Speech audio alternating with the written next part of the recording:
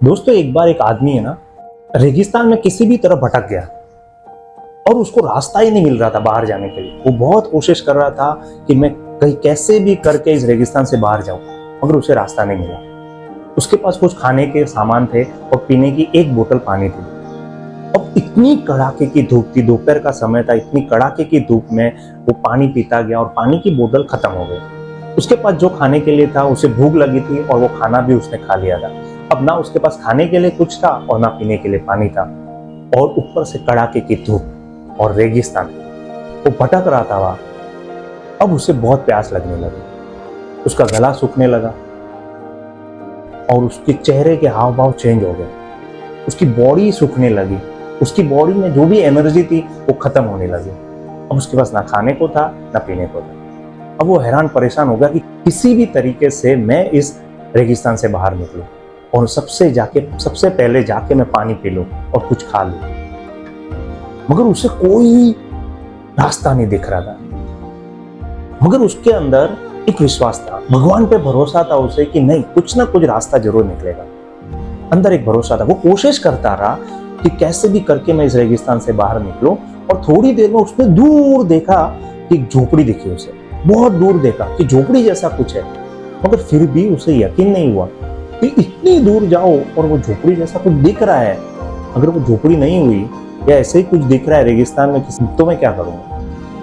मगर उसके पास कुछ ऑप्शन नहीं था। उसके बाद एक ही ऑप्शन था कि उधर जाए और चेक करे कि क्या वो झोपड़ी है। अगर वो झोपड़ी होगी तो उसके पास यही ऑप्शन था कि कोई ना कोई उधर वहां पे मिलेगा और उसे खाना और पानी वहां पे मिल सकता है। तो उसके पास कोई ऑप्शन ना होने की वजह से वो उस झोपड़ी की तरफ आगे बढ़ता है, आगे बढ़ता है और झोपड़ी के नजदीक आता है तो बहुत खुश हो जाता है वो कि हाश, झोपड़ी के नजदीक आ गया, अब तो मुझे पानी मिल ही जाएगा।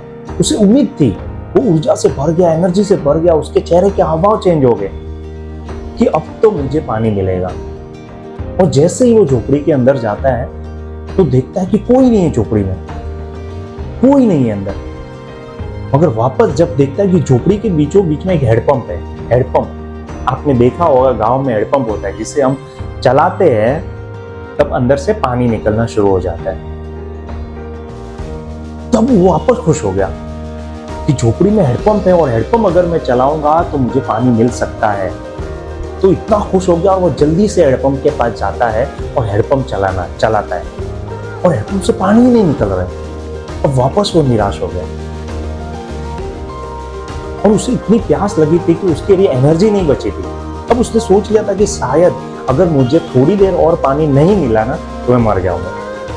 और किसी भी तरीके से वो कोशिश कर रहा था कि पानी अंदर से निकले हैंडपंप से। अगर वो बहुत कोशिश की मगर हैंडपंप से पानी नहीं निकला और वो थक चुका था। अब वो पूरी तरह थक चुका था, गला सूख गया था गर्मी की वजह से और भूख की वजह से, और वो हैंडपंप नहीं चलने की वजह से उधर गिर गया। और जैसे ही वो गिरा तो हैंडपंप के एग्जैक्ट ऊपर बीचों बीच में एक पानी की बोतल उसे दिखी। हैंडपंप के ऊपर पानी की बोतल दिखी। वो जल्दी से उठा और पानी की बोतल को नीचे लिया और जैसे ही पीने वाला था ना, वहां पे एक पानी की बोतल के ऊपर एक कागज पेपर पे कुछ लिखा हुआ था। तो उसने पढ़ा, वहां पे लिखा था, उस पेपर पे लिखा था कि इस पानी का उपयोग हैंडपंप चलाने के लिए करो और वापस बोतल भरकर रखना ना भूलना। बहुत क्लियर लिखा था। अब उसने सोचा कि अगर मैं इस पानी का उपयोग हैंडपंप को चलाने के लिए किया और हैंडपंप नहीं चला तो। मन में बहुत सारे सवाल थे, गला सूख गया था, परेशान था, थोड़ी देर और पानी नहीं मिला तो मर जाएगा। बहुत सारे अंदर सवाल उठने लगे कि ये लिखा है, उस पे विश्वास करूं कि ना करूं। अगर ये लिखी हुई बात झूठी साबित हुई तो, अगर जमीन में, अगर ये हैंडपंप के अंदर जो जमीन में जो पानी है वो शायद सूख गया होगा, तो अगर मैं ये पानी डाल के हैंडपंप चलाने की कोशिश करूं और पानी नहीं निकला तो। इतनी सारे डाउट्स के बावजूद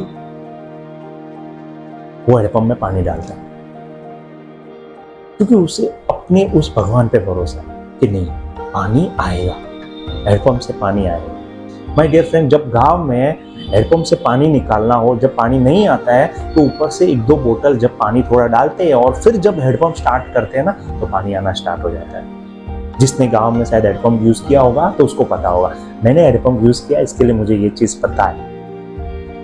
और उसने अपने भगवान पे भरोसा रखा और वो 1 बोतल पानी उसने पिया नहीं, उसने हैंडपंप में डाला और थोड़ी देर कोशिश की, 1 2 3 4, कुछ ही देर में हैंडपंप से ठंडा ठंडा पानी आने लगा।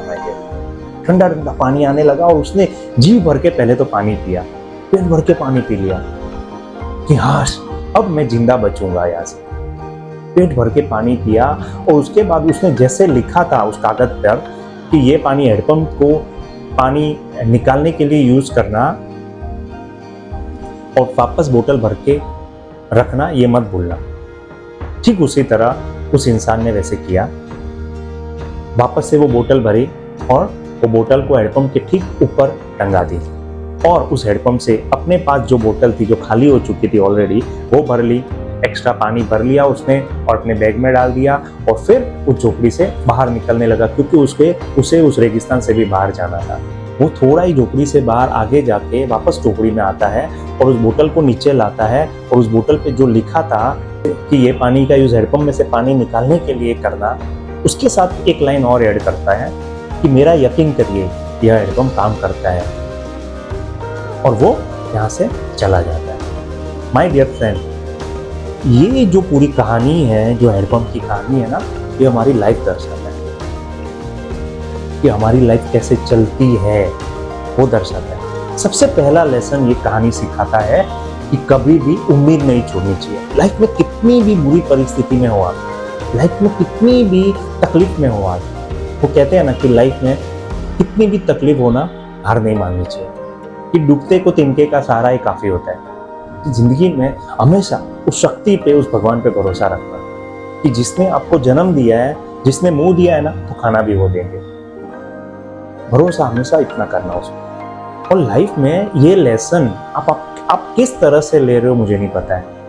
हो सकता है आप एंटरटेनमेंट के रूप में ले लो ये लेसन, हो सकता है आप नॉलेज के रूप में ले लो कि चलो कुछ नॉलेज मिला, मगर जिंदगी माय डियर फ्रेंड इसी तरह से चलती है, हैंडपंप की तरह से चलती है।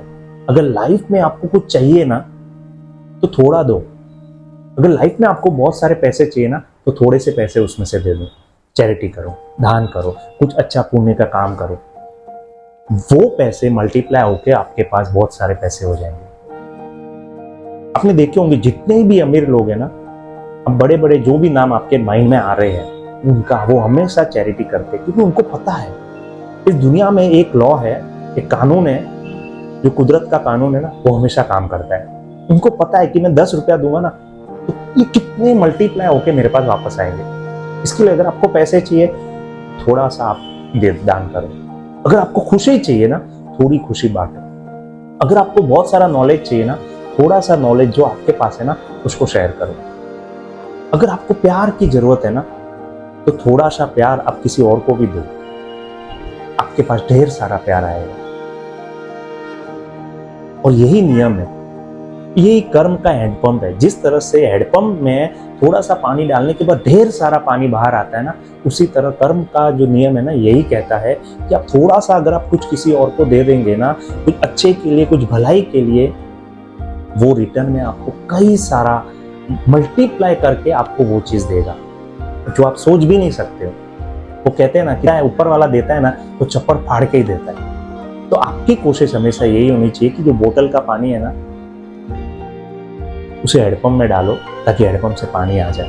ये कर्म का हैंडपंप है ना, बंद नहीं पड़ना चाहिए। मैं हमेशा थोड़ा दो, अपना योगदान दो, अधिक मात्रा में आपको वापस मिलेगा। माय डियर फ्रेंड, ये कहानी आपको कैसी लगी, इसके पीछे का लॉजिक आपको कैसा लगा? अगर आपको अच्छा लगा हो तो ये अपने दोस्तों और रिलेटिव्स को शेयर कीजिएगा, और अब तक अगर सब्सक्राइब नहीं किया हो तो प्लीज़ सब्सक्राइब कर लेना ना भूलेगा और बेल आइकन दबाना ना भूलेगा